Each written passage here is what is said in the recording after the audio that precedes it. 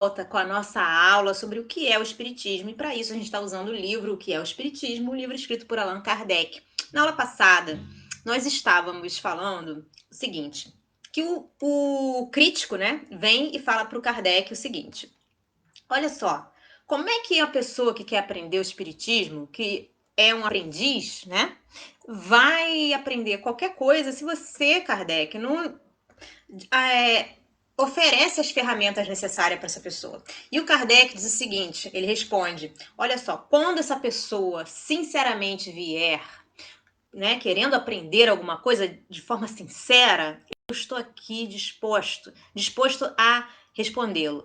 E o meu conselho para qualquer pessoa que queira aprender sobre o espiritismo é o seguinte, estude com os livros, utilize a teoria em primeiro lugar, porque através da teoria você vai entender qual é a base dessa ciência, em que se baseia essa ciência, antes de você julgar essa ciência. Então você lê o livro primeiro, né? Depois você medita sobre ele, né? Tira suas conclusões e aí você decide se quer continuar ou não, ok?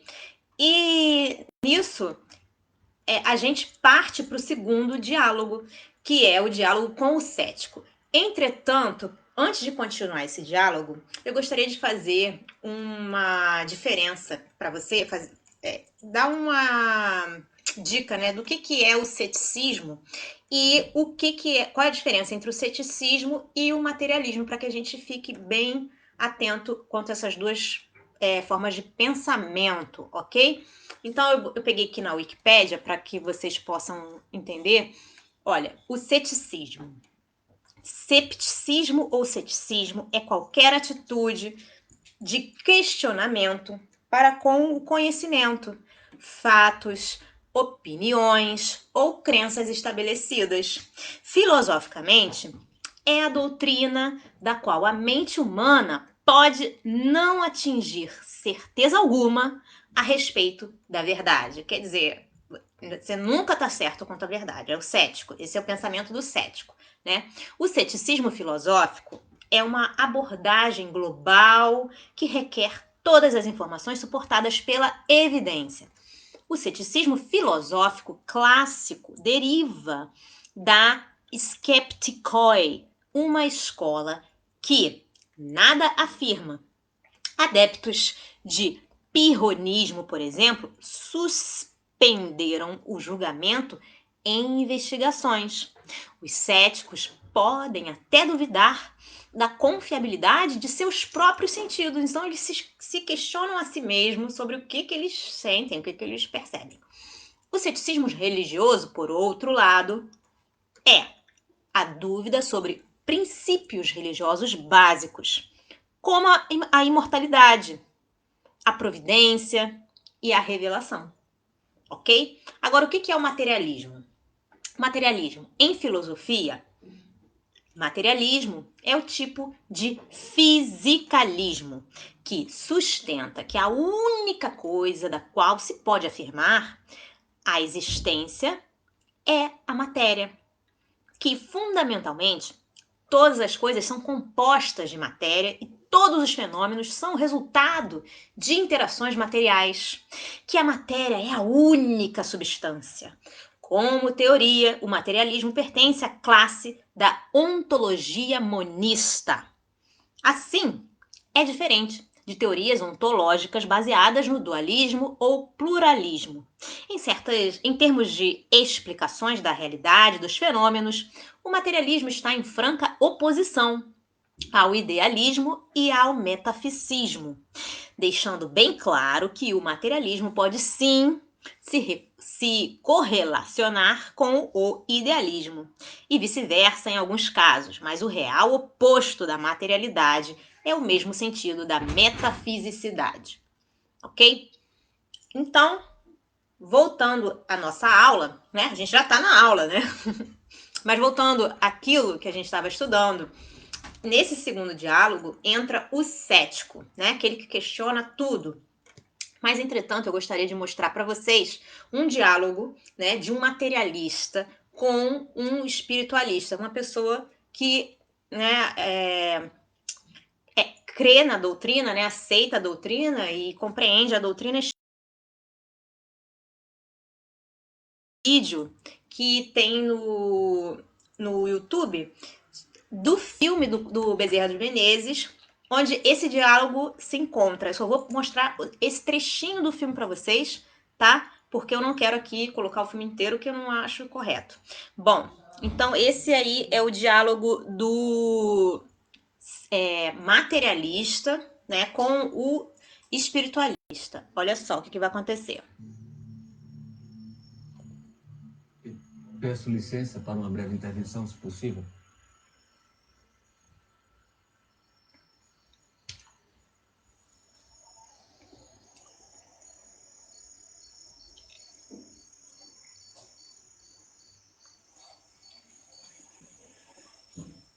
Bezerra, continuo ateu. E não somente por meus colegas, mas também por mim, venho convidá-lo a um debate público, a fim de provarmos a inexpugnabilidade do materialismo contra as pretensões do espiritismo. E devo prevenir vocês que o materialismo já levantou extensa lista de nomes de médiuns fraudulentos, de ilusionistas que operam em nome de poderes imaginários, daqueles que largaram o suposto das forças psíquicas e fizeram declarações quanto às mentiras piedosas de que se viram envoltos, dos chamados sensitivos, que reconheceram seus enganos e desertaram das fileiras espíritas. E, juntamente com esta relação, apresentaremos outro rol de nomes que o materialismo também levantou. Nomes dos experimentadores que provaram a inexistência da comunicação com os mortos, de sábios que não puderam verificar as factícias ocorrências da mediunidade, de observadores desencantados de qualquer testemunho de sobrevivência, de estudiosos ludibriados por vasta súcia de espertalhões. Esperamos que você e os espíritos aceitem o repto.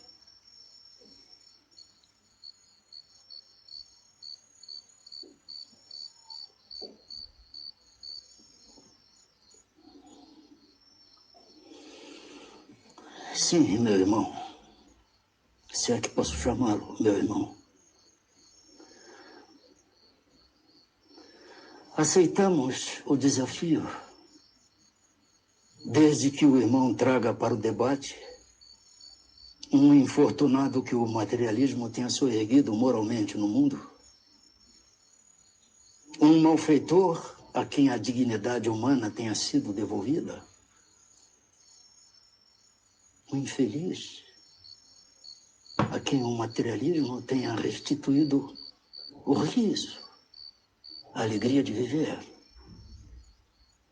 Os desesperados da alma, a quem tenha sido restituído a paz do coração. Aqueles irmãos nossos que a morte levou seus entes mais queridos e enregelados na dor, será que o materialismo acenou para eles com alguma esperança? As mulheres afortunadas ou desafortunadas, perdidas na vida, o materialismo devolveu a elas o equilíbrio, a serenidade e a paz? E aqueles que sem rumo, sem bússola na vida, que foram arrancados das portas do inferno pelo materialismo? Acontece isso, irmão.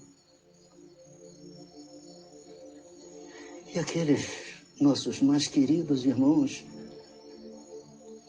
cuja morte arrebatou seus seres mais queridos, e que, enregelados na dor, será que o materialismo acenou para eles com a esperança? E as viúvas, órfãos, será que o materialismo apontou para eles a esperança também? Para que não desfalecessem de dor, de desespero ante as cinzas do túmulo? Aquele que não perdoa foi ensinado pelo materialismo a perdoar? E os nossos semelhantes, que vieram do berço cegos, mudos, paralíticos, deformados, será que o materialismo ensinou a eles a serenidade, a resignação, para que enfrentassem com paciência, com compreensão, com justiça, o quinhão de lágrimas que a eles a vida reservou? Amigo, se você conhecesse a lei de causa e efeito, a lei de reencarnação, e eu lhe pergunto ainda, o suicida, aquele que tem essa ideia fixa na mente, o materialismo teria tirado de sua cabeça este ato que é considerado o crime mais afrontoso ao Criador?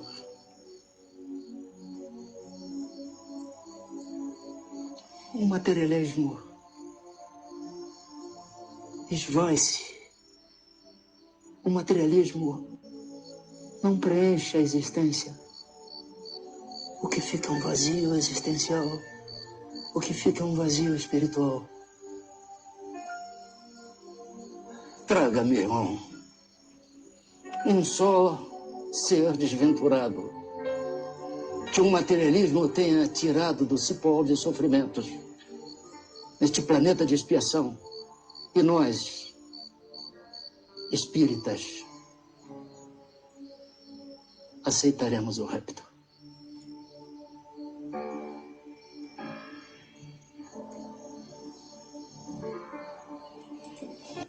Bom, gente, então, esse tipo de pensamento, no qual a gente viu aí, é o pensamento do materialista, e a resposta foi bem clara, né?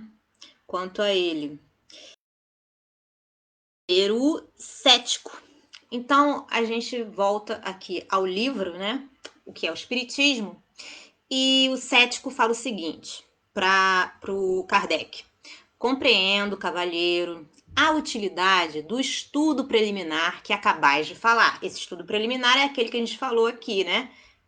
Vai pela teoria, lê, medita as obras, certo? Então ele fala: entendo a utilidade do estudo preliminar que acabais de falar. Com predisposição pessoal, dir-vos-ei que não sou a favor nem contra o espiritismo, né? Porém, esse assunto me excita o interesse no mais alto grau. Quer dizer, que ele está interessado no assunto. Entre as pessoas de meu conhecimento, há partidários e adversários dele. Quer dizer que, dentre os amigos dele, existem pessoas que já são espíritas e outras que são adversários do espiritismo, são inimigos, né? A seu respeito, tenho ouvido argumentos muito contraditórios e propunha-me submeter-vos algumas das objeções que foram feitas em minha presença e que me parecem de certo valor, para mim ao menos, que vos confesso a minha ignorância a respeito. Então ele está confessando que ele não entende nada do espiritismo.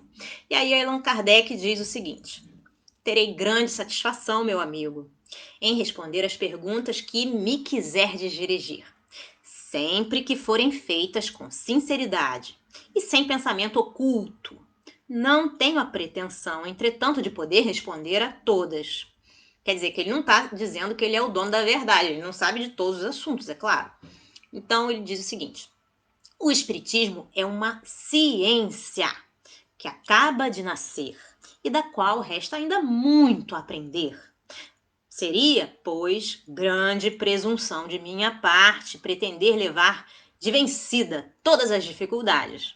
Não poderei dizer mais do que sei.